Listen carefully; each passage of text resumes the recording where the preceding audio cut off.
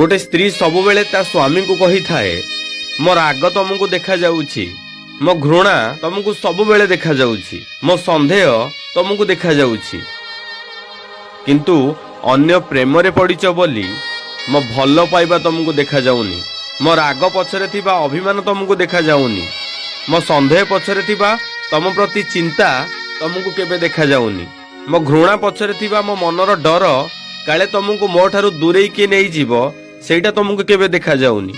ए सबू काहे कि तुमको देखा जाउनी से कथा मु भी जानी पारुनी।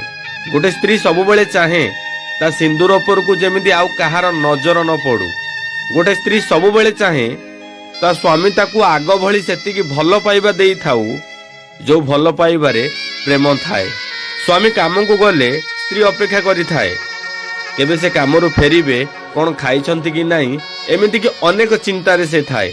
किंतु जो भाई माने घरे स्त्री थाउ थाउ अन्य नारी मानू धरी बुलुच ना, थरे सही मानू परीक्षा करिकी देख, तमे निश्चय बुझी पारिब तम प्रति तम स्त्री भल पाइबा केते, तमे जहा को भल पाई सर्वस्व देई दउच सी तम पाई केते। Download ShareChat.